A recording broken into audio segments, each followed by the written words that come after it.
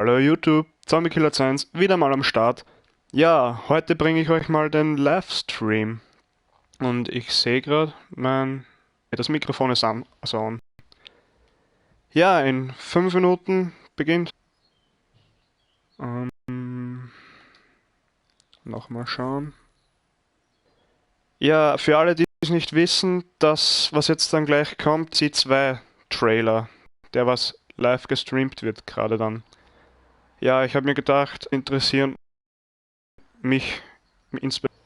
Ja, ich sehe gerade, ich habe 2 aktive Zuschauer. Auf jeden Fall danken noch. Und ich hoffe wirklich, wir kriegen eine Remake-Map. Zum Beispiel Raid wäre fein. Aber ich hätte ja auch nichts gegen Studio oder so. Jedenfalls irgendwas, was nicht so hektisch ist wie am Skyjacked jetzt. Das ist mir etwas zu hektisch. Vor allem ich spawn und bin instant down und das brauche ich nicht. Ja, 3 Minuten.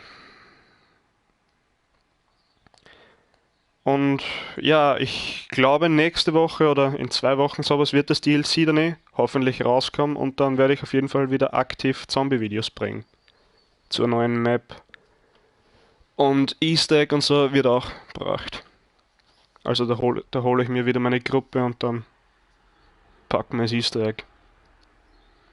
Ich habe ja das erste Easter Egg auf der Eisendrache und das Shadows of Evil Easter Egg habe ich auch geschafft, nur da habe ich leider nicht aufgenommen. Ich kann es euch ja nachher am Ende in den Trophäen sagen. Ja, 2 Minuten.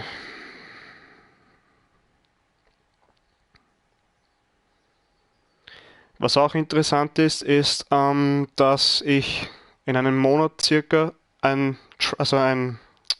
wie Intro bekomme vom gleichen Typen, der was mir das Kanalemblem auch erstellt hat. Also auf das freue ich mich schon ziemlich sehr. Ja, 4 aktive Zuschauer, nice. 2 Minuten.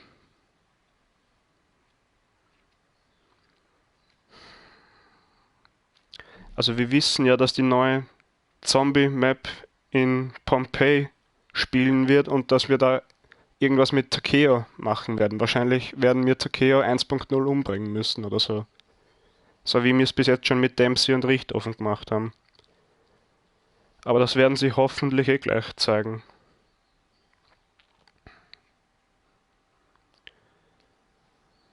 Eine Minute. Ja, ich habe den Stream etwas zu früh angefangen. Fällt mir gerade auf, ich hätte ihn bei 3 Minuten auch beginnen können. Hätte ich mehr zum Reden gehabt. Aber naja, was soll man machen? Jetzt geht's gleich los. Und sollte meine Stimme irgendwie vergewaltigt klingen, ja, tut's mir irgendwie. Ich hoffe, man merkt es halt nicht. Aber 7 aktive Zuschauer, nice. Also ist 12 Zuschauer, oha. Also ist meine Stimme doch nicht so scheiße. Na gut, 40 Sekunden.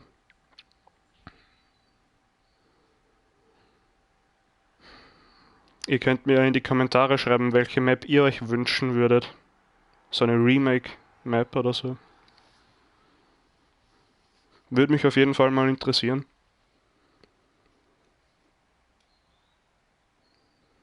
Hallo Mark of Gaming.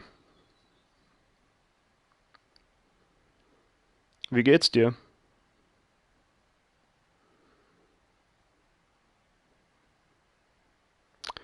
5 Sekunden, komm. So, let's go. Jawohl.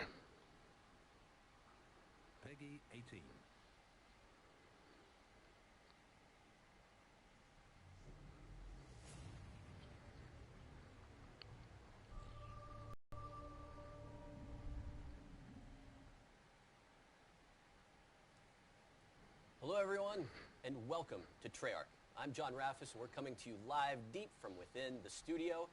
And today, we'd like to welcome everyone that's joining us on YouTube, as well as everyone on PS4 who's joining us through the live event viewer. Glad to have you along. So, as you may have heard, we are here today to talk about dlc2, our second DLC offering, Eclipse, coming out on April 19th on the PS4. Got 4 new maps, a new zombies experience, a lot to offer. We've also got a little bit of news and special guests, maybe a surprise along the way. But first, we want to dig into everything that Eclipse has to offer, starting with the multiplayer maps. And to do that, I brought a couple friends with me. Miles Leslie, producer, Matt Scrontz, game designer. Gentlemen, welcome. Hello, John. Good to be here. All right, before we dive into all things multiplayer maps in Eclipse, if you could, tell us a little bit about yourselves. Who are you? Well, I produce the empty maps, and what that really means is I just help help people get across the finish line and help manage, get all the content together, design the art, so herding cat. Got it.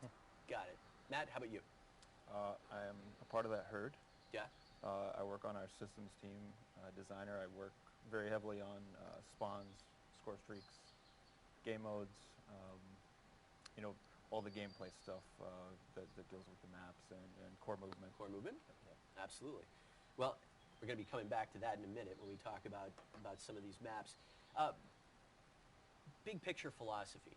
This is not the studio's first DLC rodeo. We've done a couple DLCs before. A few. So coming into Eclipse, what is it that you guys wanted to bring to the table for this go-round? So coming out of the shipped game and then DLC 1 and heading into DLC 2, we really wanted to challenge ourselves in how we can create new experiences for players in these maps. So give something new and push ourselves to also develop new and interesting engagements that we really haven't explored before. Throughout Black Ops 3, we had the new core movement system that pretty much forced us to refigure out how to design Call of Duty maps. Through that, on the shipped map, it was hard fought, but we did it. We got some good stuff, and then DLC 1, we took those learnings, built it into the DLC 1 maps, and even on the DLC 2 maps, we're taking all those learnings. So every single map, we're taking all the core movement and the fun stuff and building upon it. So this one was really about how can we push and challenge and create some very interesting things across the 4 maps. Well, whenever you talk about creating those interesting experiences and how core movement factors into it, I think it probably is best for us to start out with the map called Verge, all right? And as I'm sure you'll explain, this is a reimagining. Where does it come from, and what are we offering this time around? So Verge is pretty awesome. It's like you said, a reimagining of Bonsai, which is a map from World at War. Yep.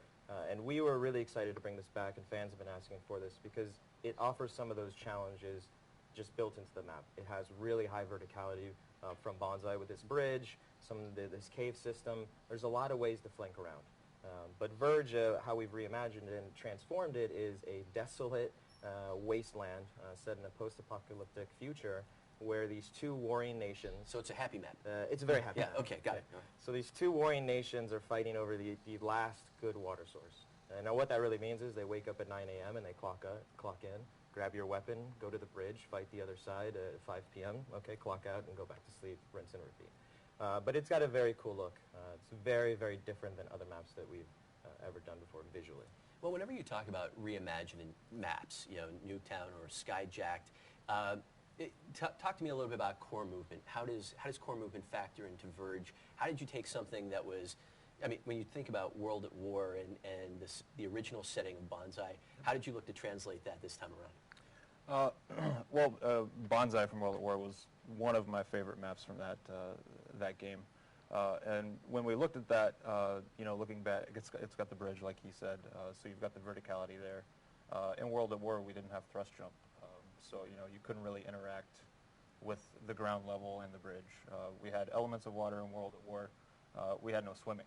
Now we have thrust jump, swimming. So we look at that and we say, how can we kind of bring that up to Black Ops 3? Sure. So we've still got the classic bridge. You can clock in, go to work, fight the other side. But now with wall running, if you want to be clever, maybe you've got some advanced movement, you can wall run along those sides of the bridge. May face a sniper, but if you've got the moves, if you've got the skills to pay the bills, you may make it across. And then at the same time, if you jump off the bridge in Bonsai and World at War, probably going to die. Now we've got the thrust jump, we've got the water, so you're going to be able to bail out of the bridge on both sides, dive into the water, you can kind of flank around. So we brought some of those elements, the swimming, which we love, the verticality of the bridge, and kind of married those two which wasn't possible in Bonsai. Very cool. All right. Well, let's move on to Spire. All right. So this is takes place in a suborbital airport terminal. Yeah. Suborbital. Yes. Just Bunch of it's fancy just words. like a sexy word. It is. It's very So nice. tell us about this sexy map. So this map is very sexy looking in that it's a very, very clean and futuristic take. Lots of curves, lots of very interesting shapes and architecture. Sure.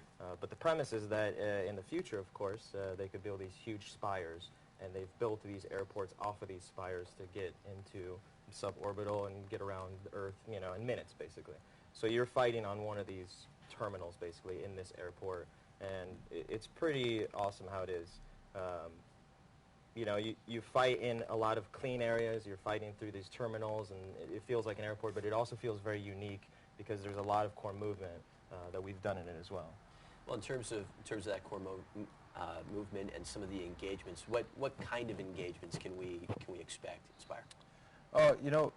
We always try to cater to all gameplay styles in our maps. We want everybody from the snipers to the guys running around with the baseball bat to be successful. With this one, it's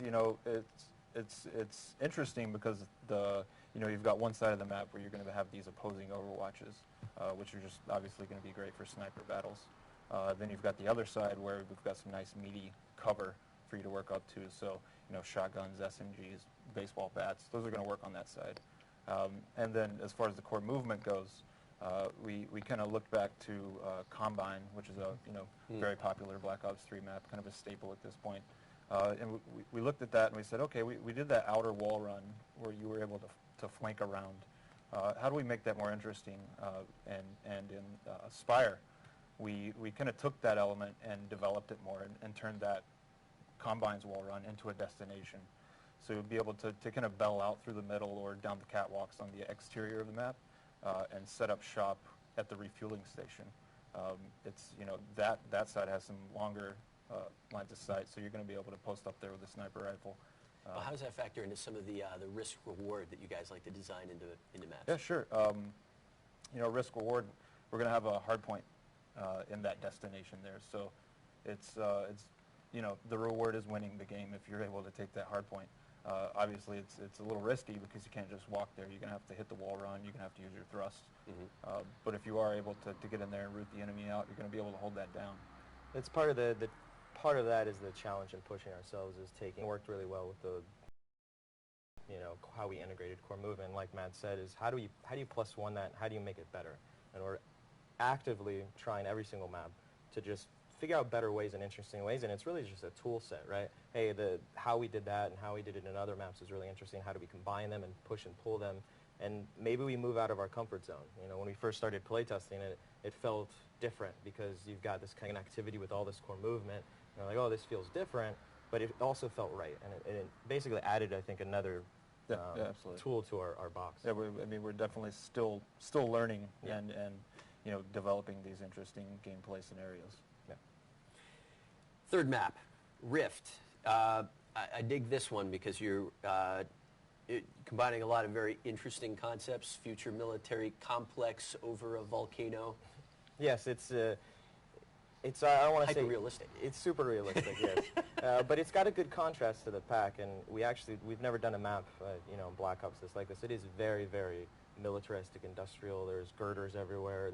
It's dirty. It's not a place you want to be, and it's sort of intimidating. You've got this volcano, this caldera that you're over, and the whole map is basically a suspended rail system where they are getting these minerals out, and they are supplying the war effort by just actively pulling things out of the volcano and transporting them all around the world. But because of that locale, it's offered some interesting things that we can do with some of the core movement and overall map design. Yep, I can speak to that. I assume that's what the hand gesture was. So this one is, we're really forcing the engagements on Rift. Mm-hmm. If you run forward, you will meet an enemy. It's not like some of the other maps where you're going to have kind of these exterior routes where you can just completely lose your enemy. In this one, we've got what I've been referring to as kind of soft flanks, sure. To where you're going to run into that enemy. But we give you these opportunities to be clever And take the middle for example. The middle is going to be a very head-on battle, but at the same time, we're trying something new with a wall run in the middle that's going to allow you to kind of be clever, and if you've got the skill set, you can kind of pull one of those soft flanks and surprise the enemy. But it's very high risk. Yeah, this map is very different. This one, the challenge was how do you get as head-on engagement as possible, where you run forward and the only way through is killing the enemy or finding some clever way to use the core movement mechanics, which is very different than the maps we shipped and even DLC1. And we really accomplished that, where each of the lanes, you're going to hit an enemy and you have two options. You either kill him or figure out a clever way to use core movement to get around him. So it's very different. It's got a really cool vibe and feel. Yeah, I love the look of this map. It's dark, gritty, and when you're playing, you almost feel the heat from the magma below. Liquid hot magma. Yeah. All right, last map, Knockout. This one, love this one. Miles, tell us a little bit about the setting. So Knockout is a really fun map. On top of the gameplay stuff that's just really unique is it looks like a traditional map, Asian-style Shaolin temple from the outset. And you got this tournament map that's got blood and teeth on it. But the twist to this map and the contrast is that it's actually a privately owned island. So a super rich dude, right, like yourself, John. Well, this sounds like my bachelor pad. I mean, I almost feel like you guys have like peered into my life. We did. All of our reference images were from your private island. Okay. But it's basically this guy that has built this really authentic Shaolin temple because he's really into martial arts, and he hires people to come and fight for him on his tournament. But he also loves the 70s, and he loves old school kung fu. Again, the parallels are amazing here. So the interiors, there's one where it's a disco. The guy has his own personal disco with the floors light up, and he's got a disco ball. So you're outside, and you're looking at this very traditional Asian urn, this dragon that's very intimidating, but then you can bust a move by going into the disco for a few minutes, slaying a few people, and then cut out to the rooftops where you can use some of the core movement. Enter the Dragon Goes Disco? Yeah. I can speak to the gameplay. Being a student of the martial arts myself, it's not true. Only in your mind. Yeah. I try. No, so this one is interesting because kind of one of the core concepts of the map is King of the Hill. So a lot of times we'll have these, say on Spire, for example, we have these two opposing Overwatches. And in Knockout, we've got this central trophy room where you would keep your trophies. Yeah. And that's the position you want to fight over. If you're able to secure that position, you're really going to have a lay of the land. You're going to be able to lock it down. You're going to have these exterior rear wall runs on the back side of this trophy room. And then we've got a nice balcony that kind of overwatches the center. I think back to a Black Ops 2 map, which is Slums. It's got kind of a Slums vibe with that big center courtyard. I loved that. So with that courtyard, you kind of think back to the Blue Room of Slums. And Knockout, you're gonna be able to have that kind of raised platform in the trophy room and kind of see where everybody's going. And there may or may not be some gongs in this map. I don't know. Yeah, this one again is constantly pushing, and it's all about you want to get to this destination. We do a good job across all the maps of having really good defendable locations that you want to get to, and this map has that. But the King of the Hill aspect is something we really went for. You want to get into that room, you want to get on the mat in the center, and you want to hold it down. And that's where you want to be. So there's constant conflict always in there and holding it down, but it's very hard to do. So that's where the risk and the reward comes. If you can and your team can hold it down, you're going to be successful. Awesome. Any closing, anything multiplayer? Closing thoughts. I think I can speak for myself and the teams. I think we're extremely proud of this pack. I think we've continually elevated ourselves on the design and the visuals and are putting so much into each map that I think players are really responding to that from DLC1 and the uniqueness we brought there is we're bringing that tenfold into DLC2, and we'll continue to do that. So I'm really proud of the team that we've been able to continually do that. That would be the main thing, and then the other thing is shout out to Michael Barnes and Rizzo for helping get some of the video stuff going the last minute. Everybody was up late, and That's thanks right. to you too, because I saw some pretty late night emails, so thank you very much. All right, guys, thanks for joining us. Appreciate it. Thanks very much, John. All right, so that is multiplayer. Before we move on, a few quick announcements. Not sure if you guys noticed, but yesterday we announced that this weekend we have a double weekend. Double XP, double Weapon XP goes live tomorrow morning at 10 a.m. Pacific and runs through Monday morning 10 a.m. Pacific. So if you had any weekend plans, might need to do a little readjusting. But wait, there's more.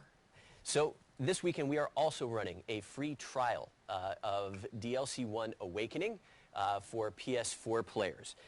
You will have the opportunity to jump into Gauntlet, Splash, Rise, the reimagined Skyjacked, as well as have access to Der Eisendrache. And lots of gameplay in store for you for DLC 1. Oh, yeah.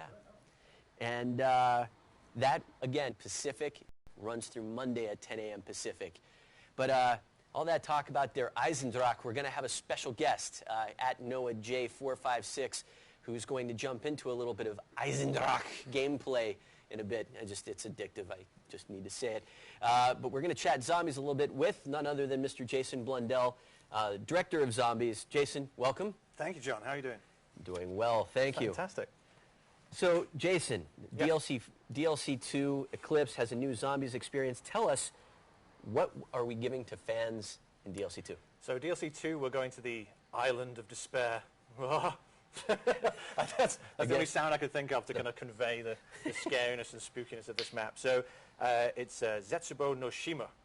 I'm doing that to mess with people so they have a hard time pronouncing it again. We started that with Der Eisendrache. Zetsubo no Shima, DLC 2. And it is... Very mellifluous. It's good use of vocabulary right there.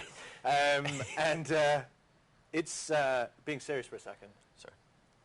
it's probably one of the scariest maps we've done. Really? I can't be serious that long. Okay. It really, the atmosphere, the feeling of it, the artistry really behind creating a map that is more fundamentally disturbing to people. Now, we've kind of gone there in Zombies in the past. Obviously, we're dealing with the undead.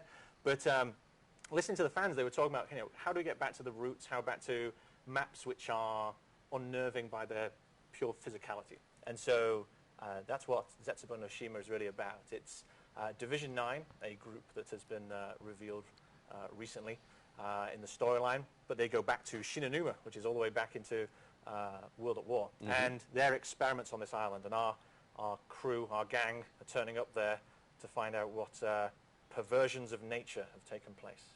Well, you had me at hello. Well, I just wanted to say perversions of nature. I hear they opened up at Coachella, yeah. or they will be. That's going to be a meme now, isn't it? Pretty much. Pretty soon you're going to have a little interview time with NoahJ456, but before we jump over with him, Yes. you brought a little something special today. Did I? You did. What? Yes, Oh, yes, we did. we did. Yes.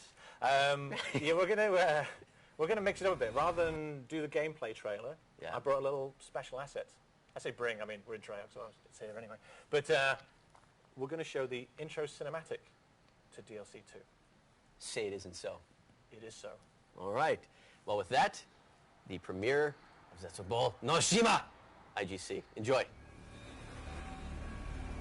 密航者どもをデッキへ上げろ。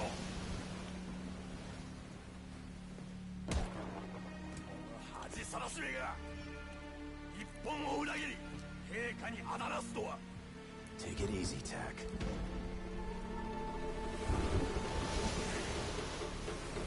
どうやって手に入れたんだこの異物を。I'm sorry. I don't speak Japanese. 誰か答えられないのか The object in your hand? It's gonna bring you nothing but pain. Believe me, I know. ネズミどもを海に叩き落とせ I am an envoy of the Emperor himself. I am no traitor!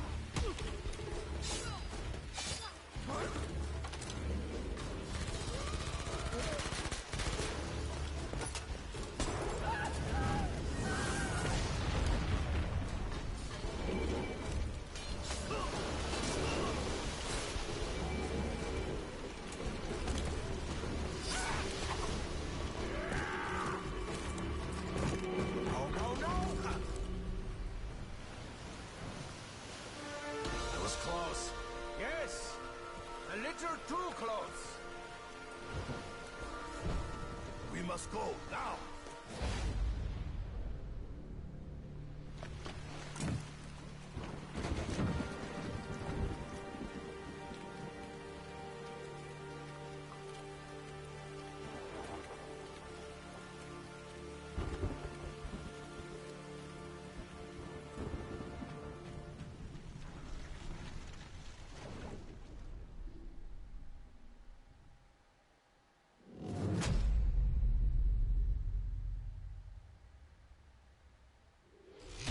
Get the season pass now. 4 DLC packs, 1 great price.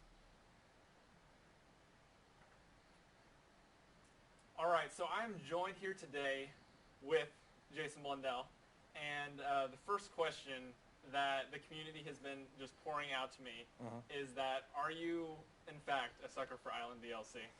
Always, 24/7 actually. I mean, sometimes when I'm sleeping, I'm dreaming about medieval castles. Of course.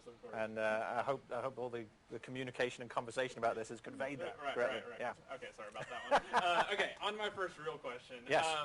So obviously everyone just saw the cutscene for the first time ever. Yep. This is the intro cinematic Yep. to the new map. And the part that struck me the most out of it is that all of our characters seem to have the same importance on the summoning key that Richtofen does. And that's something that is a huge change from the cutscene that we saw right here with Dempsey Sure. Dempsey going down, or Dempsey 1.0 going down. The characters now see it as almost as an important artifact as Richtofen does. Right. They seem to be following him down this path again. Yeah. So my question to you is, can we expect to see more and more of this trust in Richtofen? And does that play into kind of a theme moving forward with not only DLC 2 but the rest of the DLCs? I tell you guys give Richtofen a really hard time.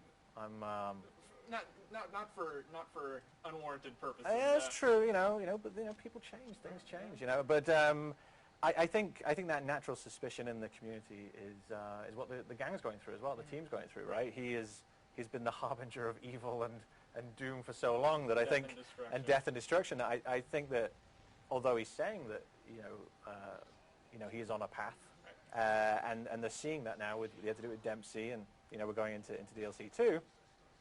I think they're also wary of him, right? Because the rug has been pulled out in the past. So, I think the summoning key's kind of importance and how they see it and an understanding of what they're trying to do is kind of coming in, and we're going to see more of that in the map. But the summoning key is an integral part. So I was talking to you a bit about this earlier, but you actually mentioned something that I think the community has kind of taken for granted, and that is the name itself. Yeah. Of the summoning key. It's interesting, isn't it? And I was wondering, what exactly would you count as being summoned so far in the series? Has there been anything? I don't think anything's been summoned so far. That's because I was thinking. Obviously, we've had our 4 characters that that were kind of trapped in there throughout the events of Shadows of Evil, right? Well, I mean, it's you finish Shadows of Evil, and you've obviously got the Shadow Man in there, and you've just got Dempsey in there. But yeah, I think I don't think we've explored the kind of mythical ramifications of its title. And it's obviously something that ties into a little bit of the shirt you're wearing here, that it seems to have Apothicon background. This thing. Oh, yeah. So I was wondering if you wanted to talk a little bit about what it is you're wearing and. No. Okay. So we've done hints in the past talking about it. There was even kind of questions of, does this mean anything at all? It does, and I'm wearing it. Luckily, it's cropped off probably just before my gut starts. So, very, very small text. I need you then to kind of... It's there, right? I was wondering if I could... Stare at my body, don't take there, right? pictures of it while I'm there. It's all there, and it's on the back as well, but I'm not getting up because I'll fall out of frame and we'll get shouted at by technical people. So it's interesting that if you guys haven't seen the pictures, on his back he actually has the Apothicon language. On the front he has the Keeper language, which the Keeper language isn't something that we've necessarily dove too far into. Sure. And it's kind of been focused all on the Apothicon language, the Apothicon translations, and that's something that started and was kind of mainly based in Shadows of Evil. So I was wondering, Well, you I know- was wondering, what is the significance of Shadows of Evil? Because it's very similar to Mob of the Dead in the fact that a lot of people consider it a novelty, like Yeah. kind of separate type thing. Apparently, there's a Panzer here, so. By the way, he's been working on this for the last hour playing this Yeah. gameplay. We've been getting up to this point just to show off a little I've bit. just been sitting here mocking him as he's Right, right. trying to walk and chew gum at the same Yeah. time. But I'm going to go back to that really important question you asked. So it's been going back earlier than that, right? It's Yeah. Origins. Yeah, go back to Origins. You see the symbols on the chest? Yeah, but let me say another kind of comment, which is there's no such thing as a one-off map. So and hopefully through Der Eisendrache and through Zetsubo no Shima, the community and followers of the storyline might start to see that everything is connected. We're all connected. That's one Right, deeper right. thing, I suppose. But yeah, there is no such thing as a one-off map. Mhm. And certain maps are absolutely integral to the story that's being laid out Right. and getting us all the way ready to DLC 4 as Mhm. well. So speaking of how these maps are connected, and something that you may not focus on too much on the first time seeing the cutscene, but after seeing it for the second time, Sure. it's interesting that our characters seemingly have just appeared on this new location, right? That we started out, we just finished this map. Richthofen kind of states at the end that he knows where we're going. Yep. So since what point were they going to the boat, and how exactly did they get there? And Yeah. is that an important question, or is that just... I used to have an art teacher who used to say that the gaps between the artwork are just as important as the detail. And I think that applies in terms of how our maps work. Right. There is blocks of time which the community don't see, and that's important to set up certain themes. Right. And those blocks may or may not be answered in other techniques Right, as they right. go along in the maps. But yes, where we choose to start an experience and where we choose to end an experience is integral. And even when you end as well, sometimes people look and say, okay, there's the main Easter egg, that's Right. the end of the experience. Right. Not always is. Sometimes there's other things to look for past that experience. So you might say scraps of paper around the map. It can sometimes go more overt than that. There's just maybe some themes, because I was talking about this a little bit earlier, and you kind of gave me a obviously very cryptic answer here. Sure. But one thing that I noticed in this map in particular, in Der Eisen, which I'm not even going to try the last part of that. Yeah, it's okay, man. And something that people kind of like took as kind of an aesthetic aspect. It looks cool, but things like this right here, Yeah. where we see, if you guys don't notice, that is the same exact truck that appears in Shadows of Evil, and a lot of this stuff actually appears like this around the map. And I was wondering if you had any thoughts maybe on the bleeding of universes that we seem to be getting here. I have lots of thoughts about that. Would you care to share any? Yeah, it's so we're talking about multiverses, Right. And we're talking about the fracturing of time, and there's a lot of things that at first glance may seem like game conventions or game conceits, which we spent a long time working into our narrative, and actually the narrative then informing those conceits as well. It works Right. the opposite way around Right. as well. But definitely with the split universe, multiverses, a gang traveling around, use of teleporters and so forth, Right. all these kind of aspects are shaping the maps and shaping the worlds. You can't really think of it as in a single kind of contiguous way. And that's part of half the complication. So what we'll have is kind of sometimes very simple ideas, but then are wrapped in kind of complexity.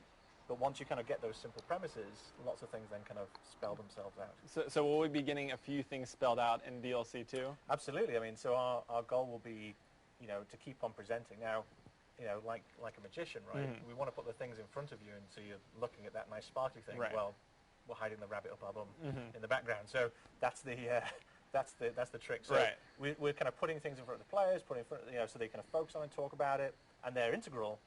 But also, you might not be looking just past that object to see Right. the other glaringly obvious thing. So what we know so far, we got a little kind of intro into the map, and it seems to me at least that Tokyo is going to be kind of the focus of this map. Obviously for the last one, we had Dempsey Yep. kind of taking place, and that was his kind of quest here. So Yep. I was wondering, what kind of themes is Takio going to bring in when he faces his 1.0 version?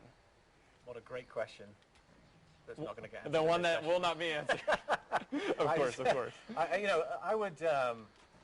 One thing that we're continuously doing with this DLC season is, and has been building upon great foundations of the past, is adding more dimension to our characters. Right. You know, what started off being quite two-dimensional in a way, you know, more stereotypical of the nation Yeah. and so forth, exploring the emotion, exploring the connection between those characters, and then, you know, you've got characters in this kind of fantastical world with this fantastical set of events happening. Right. You know, how do they come to terms with it? And some of these things which are like, this is key to that character, how do you challenge that? How do you look at it? And how does the rest of the team respond to that? Right. Because they unwittingly all came together. So it's a growth of friendship and trust and mistrust. All that stuff is kind of playing on.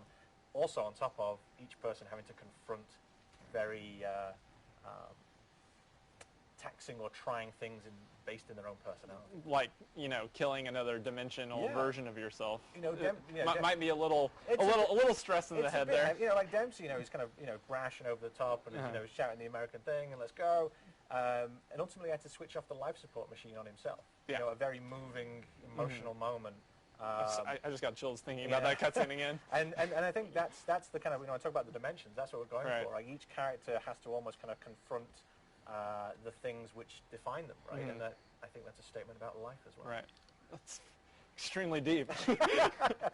but this live stream. Such is the world of zombies. Yeah. So talking about DLC2 a little bit. Yep. What is your, just personally, and this you can throw in as many details about DLC2 or choose not to, Sure, I will, yeah. as possible. What are your kind of favorite parts about starting a map, and like on the process from the map start to finish, what is your absolute favorite thing to do? So That's a in really the design process, just in general. I mean, it's a really tough question because being in the games industry and being at Treyarch, no 2 days are the same. You know, you come into work one day, you come in the next day, something completely different. I'm going to say that the most enjoyable thing is just being surrounded by such creative and talented people who are solving the problems, right? I mean, I'm sat here being the mouthpiece of it, but there's hundreds of guys who are working very hard and are all experts in their field. And because we've been together so long, there's even conversations they don't need to have because it's just inherent knowledge of each other and how to work. And so I just love watching this kind of pouring of creativity, and that extends through all the disciplines, right? So you've got your programmers, you've got your artists, you've got your animators, you've got There's your a lot sound of work. engineers, you've got A lot of work. The list goes on. And seeing them tackling challenging problems, not only completing them, but then going further. You know, there's so much kind of love and passion the team kind of plows in. I just love watching them do it, and then when you see at the end the pride that they have in that creation is phenomenal. When that final product is put out there to the world. Yeah. And I know the community is very excited. And another question I had is, how much do you as developers look at community feedback and read up on what people are saying and take that into account whenever you're our team designing? Absolutely very, very active, obviously, you know, and as you know from this conversation before we started, I'm technologically illiterate in terms of my abilities to have any knowledge of social media. But, they take it very kind of passionate, and that comes through in design. Always down. Yeah. Cut the cameras, cut them. Can we go again? Is this live? So that's really important because they then bring those concerns through. Right. But I think it's also important as well. Let's imagine I did know what the hell I was doing with the computer. Right. I think it's also important to not be too connected, because if you're too connected, then you're just following the narrative too closely with the community. So I think it's good that there's a lever of filter and there's a separation. But we also have large groups of our team who intently watch that stuff and then feed that into their design meetings and feed that into their direction. And then on top of that, obviously, we then have a rigorous kind of back-end QA support who's listening very intently to problems and bugs, because there's no piece of software that's ever been created that doesn't have bugs. So how do we find these ones quickly enough, and then how do we fix them and kind of guarantee a quality of product? And you were saying that also is in big help due to the community and Absolutely. the support that the community gives. You know, even if I have a 200-man QA team, that's not enough for the community when they Right. play it, right? So A couple million QA team right there. yeah, so you know, we go after that very vigorously and very very seriously.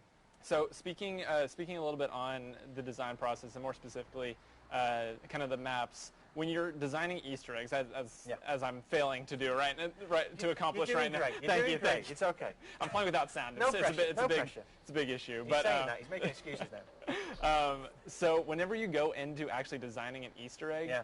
what is your target length of an Easter egg? What kind of challenges do you want to put in the actual design process when you're Wow. talking about it for the very first time? It's a big question. So it's thought about in multiple strata. So we think about Easter egg components which are easier for people to get to. So there's like, hey, I'm a zombies guy. I Right. can just about hold my own. There should be certain ones where you can get this thing. Then there's what people talk about as the main Easter egg. Right. And then the complexity of that is based on what map came before, what the properties of the map are, because the geo and the kind of atmosphere and attitude, so for DLC2, we're talking about it's creepy, it's scary, it's Right. disturbing, it's this kind of nature being warped kind of idea. That lends itself to the type of Easter egg you then do, right? And then you then wonder, well, how many steps am I going to do? And once again, that's a kind of balance on, okay, are we wanting it to be long and laborious? Are we wanting it to be branched so that you can get to this point and then there's multiple options? Right. Or it's a single path all the way through? And then that comes down to personal taste and flavor a little bit. But then also, okay, how do we make sure that there's cool moments along the path as well? So You get rewarded as you go yeah, along. so it's not always, you know, we don't sit down and say, oh, here's the 1 day Easter egg, Right. or the 2 day Easter egg, because I would be famously wrong if I said that comment. Because so what we try and do is kind of think of it in terms of what kind of experience do we want. You know, Right. we were talking earlier about, okay, Horizon on the first time. Right, which I experienced firsthand. We're like, yeah, exactly. You know, and it was like, excellent, that's going to be the moment. It's going to be the tease, because then everyone has to reset and then talk about it, Right, and then right. get to it again. And, you know, it's, once you know it, you can, you can sidestep. But that was a very conscious choice to say, okay, they've got this far, let's tease them and show the visual, and then they're going to have to move away Right, and then think right. about it again. So we'll take those things into account rather than how many days. That makes sense. So speaking of just this map in particular, just something that I've kind of mentioned before and I wanted to quickly ask you about is what this little guy's doing up here. I was wondering if you, It looks like he's eating seeds. and the fact that you can just quickly, Yeah. you know, Well, you know, that's not very nice on wildlife there. No. it's not. But then again, we're going to have to, I can't condone that. you can't condone that. No. So what you're saying is we should not, for whatever reason, shoot the bird. There's no reason that you might possibly at some point want to shoot the bird. That. I just said, you know, that's a bit mean, that. shooting the bird. Right. Yeah. Interesting. So kind of speaking on what we're doing in game here Yes. again. So the boss fight mechanic. Yes. It started in Shadows of Evil. Okay. And obviously the giant was kind of bringing back the entire Duries field. So it started in Shadows of Evil. And kind of the first boss fight that we experienced was in the same room with the Shadow Man and taking him down, which was an awesome experience and one that we haven't really had too much of before. Sure. We've kind of had hints at it before. Right. But whenever this finally came back as its entire thing, and then you brought it back again in Der Eisen with the even bigger boss fight, Sure. I was wondering if you plan on keeping that kind of theme going and that kind of system for... Yeah, we're going to have to do a really big boss, aren't we? So like Yeah. a whole map that you're fighting on the boss. Right. To do that. Oh. Yeah, we really like that idea and that mechanic. It's you know, it's, as you say, it's new and we're kind of playing with it. Right. Again, it's really about what kind of suits and fits a map. It's going to sound really arty when we say this, but you're trying to control an emotional journey. Right. And a boss fight and the boss mechanics are about. It's a way to punctuate a journey. Right. It's Emotionally. that final moment. Yeah, you know, and then sometimes it can be the setup, right? I want you to feel stressed, and then I want you to then relax and keep on going, and then I want to give you something else, right? So, we're fans of it. We enjoy it, and if it has a place there, then we put it in. Right. Interesting. All right. So myself, I don't know if I want to try this again without sound. We were kind of playing beforehand, and I was trying to get the plunger. You're trying to get the plunger, yeah? Without sound and without hearing. We're going to try this one more time, and then we're going to go into the boss fight itself. But I just wanted to ask, in terms of DLC 2, what kind of themes, and I know it's going to be a very spooky map that a lot of people have been asking for a long time, and I'm going to not even get a chance. All right, we're going to the boss fight. What kind of themes and ideas can we kind of expect within our characters and the development between our characters? Well, I mean, they've all gone through the experience of Dreisendrach, right? So they're all now seeing the beginnings of Richthofen's plan, understanding a certain kind of consequence of stuff. But I think you've also got to kind of come to terms with the, like we were talking about before, right? The emotional journey of what you're actually doing, right? There's doing the thing that you're supposed to do, and then there's the emotional journey of, yes, but I'm doing this thing. Yeah. You're still having to go through what the right thing is to do. Yeah, you know, Richthofen's always been like, his intellect has almost prevented his humanity at times. Right. And I think, hopefully, if you guys believe in him, if you can just reach out your hearts to help him. Which has worked out so well in the past for us. He is trying to put his humanity in front of his intellect. You know, this is the right thing to do. Right. If only you guys would give him a chance.